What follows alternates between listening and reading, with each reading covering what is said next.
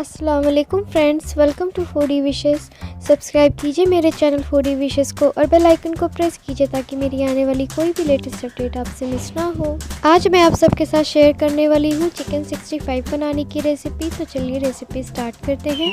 chicken 65 बनाने के लिए मैंने यहाँ पर लिया है 1.5 किलो चिकन, 1 नींबू का रस, 2 टेबल स्पून सोया सॉस, नमक आपके टेस्ट के अकॉर्डिंग, 2 टेबल स्पून लाल मिर्च पाउडर, 1 टेबल स्पून गरम मसाला, 1 टेबल स्पून धनिया पाउडर, 5 से 6 करी पत्ता जिसको मैंने चॉप कर लिया है, 4 टेबल स्पून अदरक लहसुन का पेस्ट, 1 टीस्पून काली मिर्च का powder, 1 cup cornflour, half cup चावल का आटा, हाफ कप दही,